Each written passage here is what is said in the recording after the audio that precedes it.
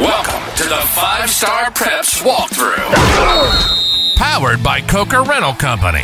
The Walkthrough delivers important pregame news, breakdowns of the week's biggest matchups, and more from the teams and players you spend your fall Friday nights cheering for. Are you ready for some football? We're ready for some football, baby. Now, join us as our host, Jesse Smithey, and the rest of the 5-Star Preps team deliver the most comprehensive high school football coverage in East Tennessee. It's time for the 5-Star Preps Walkthrough. Welcome in, everybody, to the Walkthrough. It is round 3 of the high school football playoffs, and we're going to take you all through it tonight right here on the Walkthrough, presented by Coker Rentals. I'm your host, Jesse Smithey. Only 7 games to talk about tonight. The field has been whittled down. The contenders are still alive, and we got a number of teams in the area still hoping they can get to Chattanooga for the TSSAA state championships. As always, the show brought to you by Coker Rentals. Make sure you're looking at them at rentcoker.com. Contractors, house construction people out there, you need dumpsters, you need pressure washers, you need excavators, loaders, skid steers, so much more, scissor lifts, any type of construction job you have, Coker Rentals is your place. Rentcoker.com. Right here in Knoxville, North Knoxville, locally owned, family run, everything you need to support your construction project, and number 2, to support local business. That's very important. We're a local business. You guys support us. Make sure you're supporting the people that support 5-Star Preps and high school athletics. Coker Rentals, C-O-K-E-R, rentcoker.com. All right, let's set the table for tonight. We're going to go through state quarterfinals in Division 1. We're going to go through state semifinals in Division 2. We have a coach interview with Powell head football coach Matt Lowe. We have a player interview with Clinton quarterback Joshua Keith. The Clinton Dragons are still in this thing, people. They were 2-6 at one point. In October, 2-6. Now 6-6. Love the postseason. That's why you love the postseason. Yeah, you got your big dogs like your Alcoas of the world, but then you get that Cinderella. It just makes it all the more interesting. We'll get into that Clinton Walker Valley game a little bit later in the show as we talk to Joshua Keith. We got our predictions. We got our Waffle House segment. So let's get rolling into it. Let's set the table. Catholic at Baylor, Division II, AAA state semifinal. Catholic in the state semifinals for the first time since 2018. They were a Division I team at that time. Remember, they lost to Central High School in the 5A state semifinals in 2018. Central went on to win a state championship that year. It's first under Bryson Rosser. They repeat the next year. Catholic moved into Division II AAA in 2019. They hadn't really won a playoff game at all in that division until this year. Now absolutely rolling. They go on the road at Baylor, a team that beat them 42-0 in week 11. But here's the caveat. Catholic did not have its starters, or a majority of its starters, in that game. At that point, they thought, hey, win or lose, we already know we're going on the road in the first round. Well, that all changed a few days later when Lipscomb Academy got banned from the postseason, and then Catholic ended up hosting a first-round playoff game. But at that time in week 11, Catholic thought, we already know our playoff destiny. There's no reason to get any of our big dogs hurt in this game. Win or lose, we're still going on the road. So some of its starters sat. They don't have a lot of depth this year at Catholic anyway, so rest your guys and try to make a playoff run. Well, they've made that playoff run. Last week, win over MUS. Jaden Neal, quarterback, 34 of 40 passing. Braylon Harmon went off. Tyree King went off. Catholic's got it going right now. We'll see what they can do against Amari Jefferson and Baylor. Amari Jefferson, an Alabama commit, one of the most unstoppable players in high school football, period. Not just Tennessee, high school football, period. So we'll see what the Irish can do with him on Friday night tonight. Walker Valley at Clinton. We just talked about Clinton a second ago, 2-6 at one point. Now they won 4 games in a row. This past Friday night, they knock off Oak Ridge for the first time since 2009. They win at Blankenship Field in Oak Ridge for the first time since 97. And now in the state quarterfinals for the first time since 1992. But hey, that doesn't give Walker Valley the advantage. They've never been to the state quarterfinals. So you got two programs here in 5A in the latter rounds who don't really have that know-how of how to win at this stage. So maybe that benefits Clinton a little bit, that they're not going up against one of the state powers.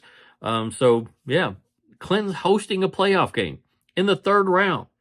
They were 4 games under 500 just a few weeks ago. Now they're hosting a playoff game. What a world. So we'll talk about more about that game with Joshua Keith, the quarterback at Clinton, in just a few moments. Oliver Springs at Coalfield in 1A, the state quarterfinals. The winner likely going to be playing a loaded South Pittsburgh team in the state semifinals. Oliver Springs slowly closing the gap with its rival, Coalfield. It was a 20-13 game earlier this season. Last year, blowout city. Coalfield has dominated this series over the last handful of years. 6 wins over Oliver Springs since 2020, including a couple of playoff wins. So Oliver Springs made that game close a few weeks back. Can they do it again? Coalfield will get to host that game on Friday night in the first round. Alcoa at Gatlinburg-Pittman. Alcoa gunning for a 9th consecutive state championship. 42-game postseason win streak. 42 postseason wins in a row. Gatlinburg-Pittman, and I said this on the Eric Ains show Thursday morning. If Gatlinburg-Pittman's ever going to beat Alcoa, this has to be the team to do it, right? You have a 3,000-yard passer. You got a 2,000-yard tailback. You have an Illinois commitment at wide receiver who's 6'3", 6'4".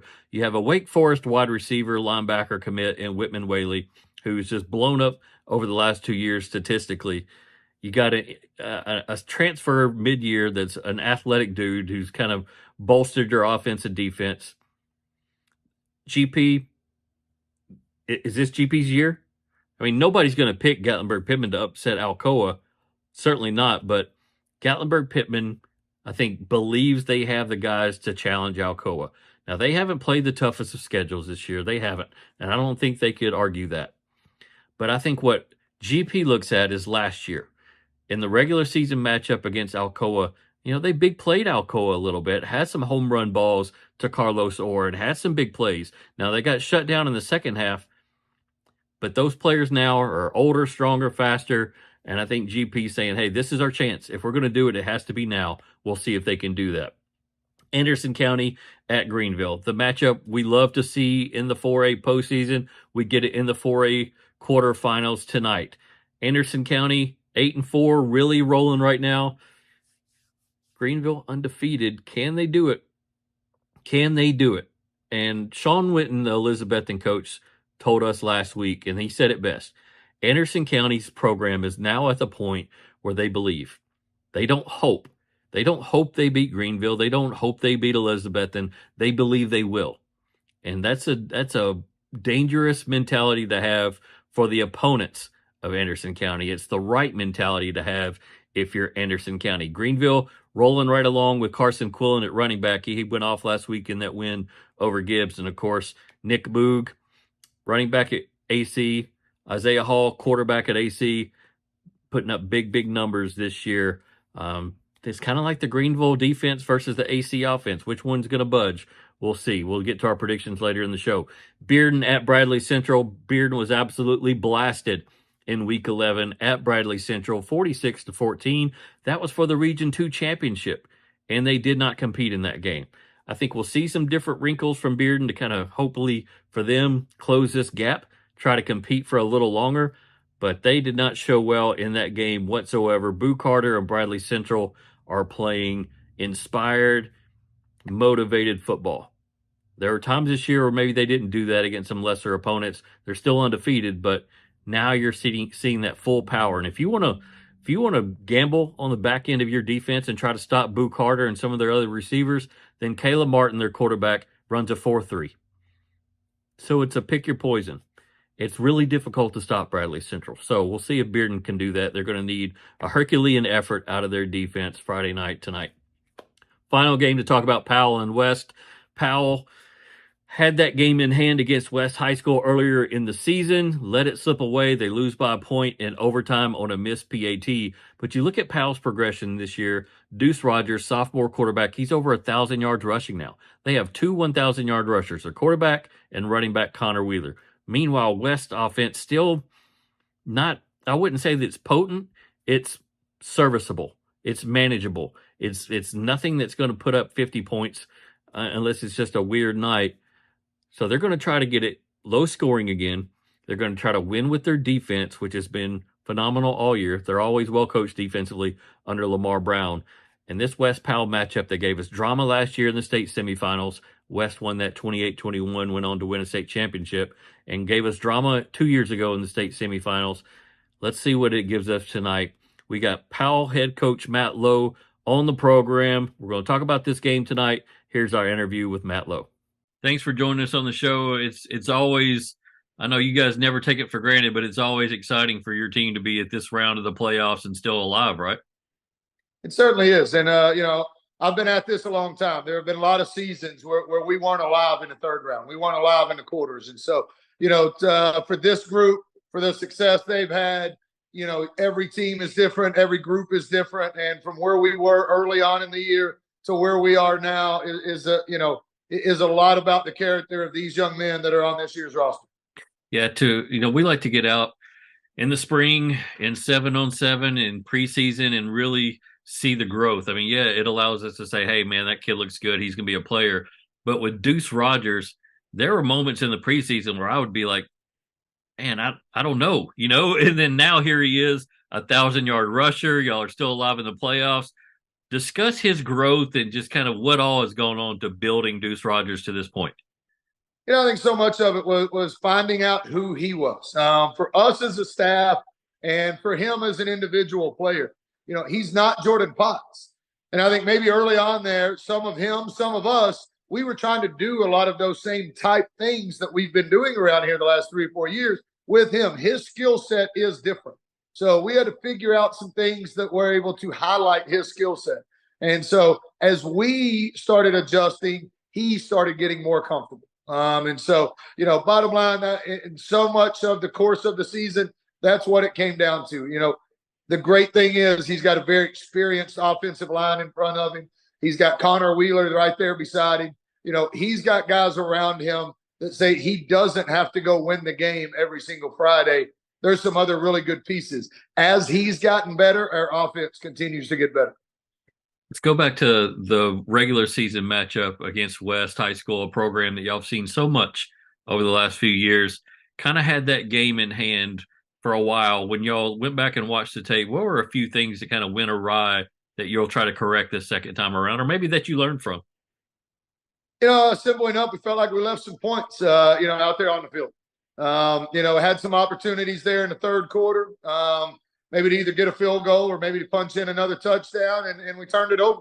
A lot of that credit goes to West. They made the plays to make us turn it over. But at the same time, if we want to be successful in the third round or anywhere moving forward, we've got to be able to capitalize. We've got to be able to score points anytime you're in somebody else's red zone. You can't come away empty-handed versus good teams because it will come back. They're good enough. They're going to turn around and they're going to find momentum coming off of those things and punch it right back the other way. So, you've got to capitalize, when you get that deep. But, simply enough, we've got to protect the football. We've got to continue to play great defense. This game's always going to come down to the line of scrimmage.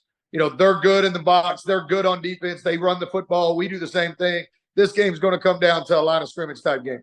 Mm-hmm. With kicking, place kicking, it kind of be like golf sometimes. It's a real mental battle and a mental thing. How did y'all handle the missed PAT in overtime? Was it a mental thing? Did it get rushed, or was it just a physical thing you could correct and y'all say, hey, don't worry about it? It was just one of those things. And that's all it really is. He was also good on a, whatever it was, 42-yard field goal and the other 3 PATs. And so, right. It is what it is. It's unfortunate for him. He took it way too hard. We picked him back up. I don't know what he is, 48 of 54 for the year. So, he makes them, a heck of a lot more than he misses them. And this just happened to be one of those times when he did, pull it a little bit, rush the kick maybe. And so, bottom line, since that time, he's gone back to work. We've gone back to work. It's not one of those things we're worried about. if the same situation comes up Friday night, I promise you, I'm putting him right back in the same spot. Yeah, definitely one of the better kickers in the area, Dylan Stooksbury. And discuss maybe 2 or 3 other guys that have kind of been not surprises, but like guys that are really kind of grown into starting roles and big time contributors. I think a lot of it starts with our linebacker core. They're all 3 juniors. Jonte Dunn and Adrian started a couple games last year, but now that combination of Adrian Darty and Jonte Dunn and Abu Kiefer, that group has really become, what that front 4 really needed behind them. They're extremely athletic. They run well. They chase the ball. All of them are 65, 70-yard tackle guys. Everybody knows that we have a good defensive line. But now that group of juniors that are all there starting in that linebacker core has really been a group that's helped make that defense what it is. I got a chance to watch West High School last week, and I wasn't able to watch your earlier game with them on the whole. They did a lot more tempo and a lot more motion with receivers and jet sweeps and things like that. Is that a new wrinkle with them, or that's kind of happened here late in the season, or did y'all see a lot of that in round 1 with them? I think you see some of it. At the same time, I think you're always trying to gain numbers advantage. You're always trying to, test the defense's eye discipline. We do a lot of the same stuff as far as moving people around and trying to go. Bottom line, you're trying to get an advantage anywhere you can, especially versus good teams, especially versus teams that react when you do those type things. So, if you can get a guy 1 or 2 steps out of place, that gives you an opportunity to maybe hit that bend back or that cutback play. And so they're extremely gifted in what they do. They do a great job up front. So now they're going to try and test you mentally to make sure your eyes are where they need to be and you're reading your keys through it because they are explosive on the back end. And, if one of those tailbacks hits a crease, he's got a chance to go score. Yeah. Well, Matt, man, I appreciate you cutting out a few minutes of your week for us. Congratulations on the season so far, and best of luck to you guys on Friday night at West. You got it. Should be a great game. Appreciate it. Always love interviewing Matt Lowe. He just has a certain energy and passion about him that just translates well on the camera. So good luck to Powell. Good luck to West tonight, both teams in our coverage area. We'll see which one wins. All right, let's take a quick look around the state. I'm not going to go through every matchup because that'd take forever, but just key matchups that could affect teams in our area. As I mentioned in 1A, South Pittsburgh 12-0 against Gordonsville. South Pittsburgh is loaded, so whether it's Coalfield or Oliver Springs, moving on, you're going to see a big-time South Pittsburgh team in 1A. In 3A, Giles County at Meigs County. Meigs County 12-0. This Giles County offense is dangerous. Love to run the football and put up big numbers, so I'm expecting Giles County to win that. They will face either Alcoa or Gatlinburg-Pittman. Macon County versus Upperman. This is in 4A. The winner takes on Anderson County Greenville. Macon County led by Gabe Borders. He does everything. Quarterback, running back, wide receiver, defensive stats as well. He's their all-everything player. Upperman has the more complete team. They are 12-0 this year. I'm expecting an Upperman win. We got the 2 top half of the bracket games in 5A are both our teams, so not really going to get into any other matchups there in 5A because the semifinals will be Powell West winner versus Clinton Walker Valley winner. In 6A, Beard and Bradley Central, whoever wins that, you're going to see Oakland or Riverdale. Riverdale actually beat Oakland in the regular season. We'll see if Oakland kind of retaliate here, get some revenge in the 6A quarterfinal in the 3rd round. Don't have any Division II A teams. Don't have any Division II AA teams. Remember, Webb lost last week to FRA. So Catholic and Baylor, the winner will take on McCauley or MBA, Montgomery Bell Academy, in the state championship. They'll take a week off next week when Division I teams are playing semifinals, and then they'll convene on Thursday of the following week in Chattanooga for the state championship. So that's just a quick look around the state, teams that our area teams could see in the semifinal round or the championship round. All right, players to watch tonight. I always give you 5. And I'm going to start with Mason Day from Oliver Springs. This dude is over 1,000-yard rusher. He's got tackles galore, sacks galore, tackles for loss galore. He has been the catalyst for this Oliver Springs run this year. You see his name each and every week. Mason Day has to have a big game tonight against Coalfield if they're going to advance into the state semifinals to see South Pittsburgh. Player number 2, Brady Hammonds, quarterback from GP. I think over 3,000 yards a year ago. I think he's got around 2,500 or so this year. He has to handle the pressure of the moment, the game, the spotlight, and the pressure of the Alcoa defense. If he can stand in the pocket, find his running lanes when the passing lanes are closed, deliver accurate throws, then maybe Gatlinburg Pittman competes. But the quarterback, it's always the quarterback who handles the most pressure and the spotlight. They get all the praise and glory when they win, and they get a lot of criticism when they lose. So that comes with the territory. But tonight, it's on Brady Hammonds to try to find a way to handle that pressure of the moment and the Alcoa defense. Deuce Rogers, quarterback. We talked about him throughout the show with Matt Lowe and earlier in the show. Deuce Rogers, sophomore quarterback at Powell. Don't turn the football over. It's key for him tonight. Run, and only throw if that dude is wide open. Do not throw into double coverage, triple coverage, trying to make the heroic play in the playoffs. He has to do what he is coached to do. Don't show your years, show some maturity. That's hard. That's a big ask. He's a sophomore and really hadn't played in this type of stage in the playoffs. So keep an eye on that guy. That's why he's a player to watch. Sam Tummins. He's a receiver. He's a safety. 5 interceptions this year for Bearden. It is imperative that this Bearden secondary, Sam Tummins, you got Chaz Smith and a number of other guys back there on the back end of that Bearden defense. But Sam Tummins and Chaz have to come up big. They have pass deflections. They need at least 2 interceptions tonight total on the back end of that Bearden defense for Bearden to have a chance to compete against Bradley Central. Finally, CJ Smith, West defensive lineman. I've been waiting all year for this guy to have like a 5-sack night. I've watched him play. He's a talented dude, offers galore for the next level. I need to see him have that 5-sack night.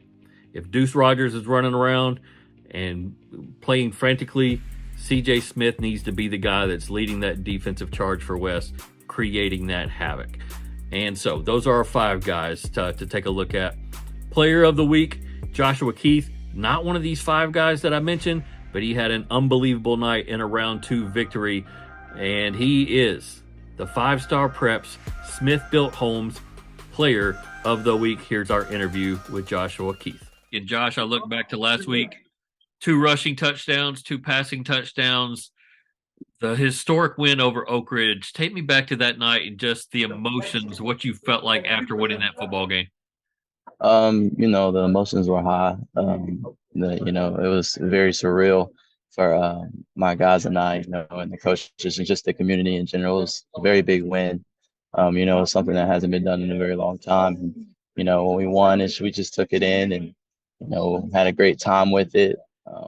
It advanced us to the next round. That was the biggest thing for us. It was moving on to the next round, not necessarily the game, but the history behind it also, very much a lesson. But just winning the game in general and move on to round 3 was the biggest thing for us. Yeah, you guys are in the state quarterfinals for the first time since 1992. And I know Clinton is a proud community and loves its sports. What has been the outpouring of excitement, support been like in the community? The support's been nonstop. We had our bumps and curves throughout the season. We've had, criticism come our way, and, we just took that in and we came back to the lab. We built from it. We didn't hang our heads down. We just looked at it as adversity, something to build off of. But overall, like, the community has been very supportive towards us, just wanting nothing but the better for us and just being there for us. And basically everything we do. About a month ago, you guys were sitting there at 2-6, and Yes, now sir. you're 6-6 and hosting a playoff game. What has been the turnaround for you? Because I know at 2-6, that wasn't how you wanted your senior year to end. What's been the turnaround for Clinton High School? What do you attribute that to? Well, first and foremost, we just like to contribute. I personally would like to contribute everything that's happened to us to my Lord and Savior Jesus Christ. He's always with us through everything that we do. But first we got to start off with the coaches. They got their things together, and it went down to us, and they got us together. We didn't fall apart. we came together as a family, as a team, as one unit, to build this program back up. Because we started off very slow, and we had some things that we had to fix, and when we fixed them, and things started to line up, and we just fixed our game plan and the way we thought about things, and we just became one. To look ahead to Walker Valley, they have a quarterback that's much like you. He's a dual threat guy, and I know you're not really playing defense all that much or whatever, but what do you see in terms of Walker Valley that will present a challenge to you guys offensively, defensively on the whole? Watching film, well, I know their quarterback Evan. He's a really good quarterback. He's a dual threat. He can hurt with his legs and his arm. I'll say the best thing about their offense is him. He creates plays. He can move. He can read defense. He's a really good quarterback. He's smart, versatile, and then they have really good role players. And they also have a really good receiver, number 8, and they have a solid running back, number 0, and they have a nice up front. So I would say, but our defense working out back there, as you can see.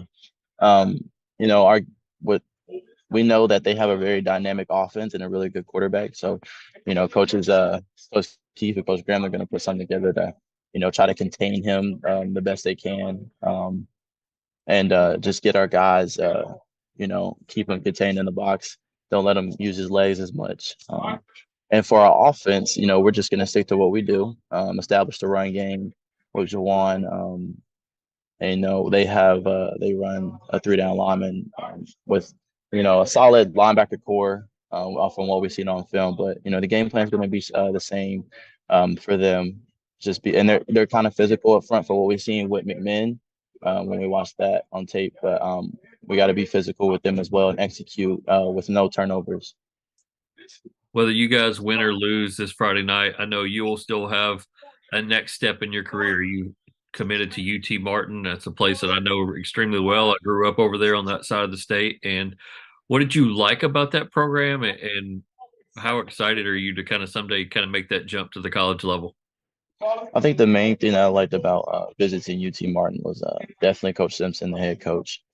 He's very experienced. He's been there going on to his 18th year as their head coach. And just from him all the way down, it was just a good program from when I visited the past 2-3 times. It's a nice campus,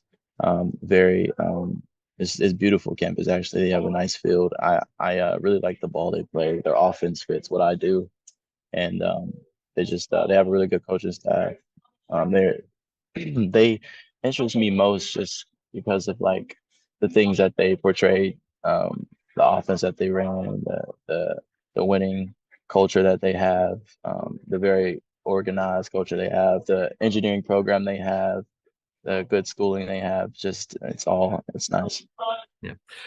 Well, Joshua, man, congratulations on winning 5-Star Preps Player of the Week. We're going to get you one of these helmets, courtesy of our friends at Varsity All Access. And Clinton, man, it's been the storyline, the most fun storyline to kind of follow this postseason. And I wish you guys the best of luck this Friday night. Yes, sir. Thank you. I appreciate that. God bless. The 5-Star Preps Player of the Week is proudly presented by Smith Built Homes, East Tennessee's most trusted home builders since the 1950s. Smith Built dedicates themselves to producing a home that owners, their families, and neighbors can be proud of for generations to come. Welcome back in. Congratulations to Joshua Keith, our Player of the Week right here on 5-Star Preps and Smith Built Homes. Joshua had just an unbelievable Week 2 performance in that win over Oak Ridge. They'll need him again tonight against Walker Valley. Again, thank you to Coker Rentals for sponsoring the show. As always, rentcoker.com. Construction people out there, get your skid steers, your loaders, your excavators. They have so much more, dumpsters, everything that you need to complete your construction project, whether it's commercial or residential. They're locally owned up there in North Knoxville. Rent Coker, Coker, rentcoker.com. All right, final segment of the show is what we always like to do, our Waffle House prediction segment. We put it on Instagram, Waffle House, who's going to eat this week. Let everybody kind of nominate their own guys, do their own predictions, and then we're going to pick some games as well. Of course, we always start out with the guy up at Anderson County. Bennett Campbell is always the first to eat. Bryson Vowell, Instagram, says all the reporters from ESPN have at Bennett_Campbell going off this week. I agree with those guys. I'm right there with you. I think I heard it on the Pat McAfee show. Whitman Whaley from Gatlinburg-Pittman nominates his teammate Carlos Orr and then puts an alien emoji there next to it for whatever that means. We got another inside tip. The real Davis Taylor says, a little birdie told me that Coach Heupel from Tennessee is going to be at Bradley Central Friday night to watch Preston Gold tomorrow night. Look, I don't know if that's true or not. If he is there, it's probably to see Boo Carter. But who knows? Maybe he's there to see Preston Gold. We'll see if Preston can come up big on Friday night against Bradley Central. Bryant_Chapman says, ain't even a question at Joshua Keith. It's going to be the MVP of round 3. We'll see. I like Joshua Keith. Just very level-headed young man. Experienced 4-year starter. Going to scroll down through some more. We can't get any more Will Spills because Webb got eliminated last week. But I'm sure some of y'all still nominated him. We got nominations for Chauncey Phelps, Jason Graham, and Jawan Goins of Clinton. Jaden Bunch, running back from Coalfield, has been nominated. Keep scrolling along just a little bit more. Some of these people I don't even know, so I don't know if they're actually real players or not. We got a Nico McDonald. That will stop there. Joseph Armenta nominated Nico McDonald, one of the big-time defensive linemen up there at Powell. Ton of tackles for loss and sacks this year. They're going to need him tonight against West High School. All right, prediction time. As I mentioned earlier in the show, we only have 7 games to deal with this Friday night in terms of area teams still involved with the playoffs. Let's start off with Catholic at Baylor. I know Catholic has gotten better this postseason in the state semifinals for the first time in, 5 years? But Baylor, I can't ignore Amari Jefferson. He's going to Alabama. No defensive back has stopped that guy this year. Catholic falls on the road against Baylor in the state semifinals tonight. Walker Valley at Clinton. Boy, I've been back and forth on this game. All week. I can make a case for Walker Valley winning this football game because they've had a better body of work. They have a dual threat quarterback who is unbelievable. I can't pronounce his last name. It has a lot of Z's and different things in it. But just watching him on film, it's been really impressive. But Clinton has its own dual threat quarterback as well in Joshua Keith. This is going to be a shootout. A lot of points scored in this game unless weather gets involved. I like Walker Valley to win 49-41. It's been an unbelievable run for Clinton. I can fully see a scenario where Clinton moves on to the semifinals. But for tonight, I like Walker Valley. Baylor, I have them winning over Catholic 31-17. In 1A, Coalfield has dominated this series against Oliver Springs. I know Oliver Springs played them close in the regular season, but I got Coalfield winning tonight 30-20. In 3A, Alcoa gets the better of Gatlinburg-Pittman. A little bit closer than maybe some people think. 37-24. Alcoa wins that football game. Anderson County at Greenville. Just the belief that Anderson County has now after winning a state championship a year ago. They're not afraid of the Greenvilles anymore. They're not afraid of the Elizabethans anymore. Anderson County 26, Greenville 20. It's going to be a big-time game up there, an electric atmosphere in Greenville. It's going to be a tight one. 5A. We've already talked about Clinton. I got Walker Valley beating Clinton 49-41. This Powell West game, I've definitely flip-flopped on all week long. I mean, it was so close in the regular season, overtime game. But I can't shake that Powell had a big lead in that game. And I've got a feeling that they have just a little bit more offensive firepower than West does. West defense keeps it close. Powell, I like them winning 17-14 in a tightly contested football game in 5A. And then finally, Class 6A, Bearden, you got beat 46-14 at Bradley Central just a couple of weeks ago. Bradley Central, so many Division I prospects. Not that Bearden doesn't have any of its own, but they are playing like a team that wants to win a state championship. Bearden still trying to find some offensive mojo. It's been up and down all year offensively. Bradley Central gets the win, 37-28. let me know. Let me know what you think in the comments. If you like those picks or not. It's going to be fun to follow tonight on social media and at the games. We'll have you covered. All updates all night long on social media. Find us on Twitter or X, whatever it's called now. And then later on tonight, we'll have stuff on Instagram, TikTok, Twitter, Facebook, and more. Stories, photo galleries, videos, everything you need from tonight's action. Thanks so much for joining us on the walkthrough here in round 3. We'll do it again next week. Happy Thanksgiving to you all. We'll see you next Friday.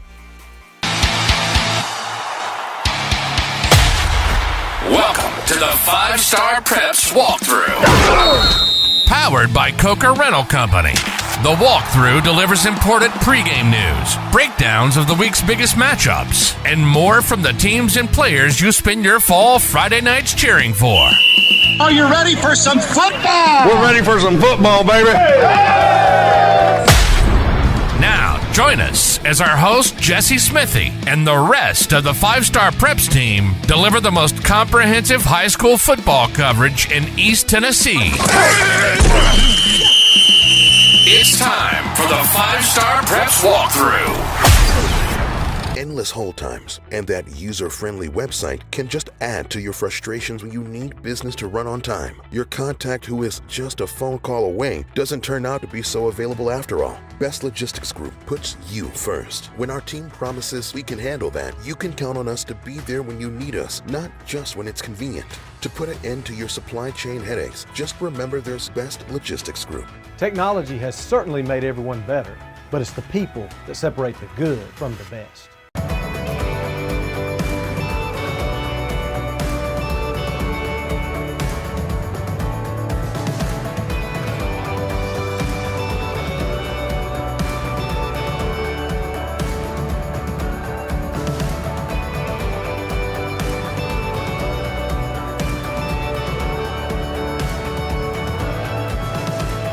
When you shop at Elliott's, your journey is our purpose. North Knox Siding and Windows is a complete exterior home improvement company that can help you with all your exterior needs. Visit us today at 5618 North Broadway.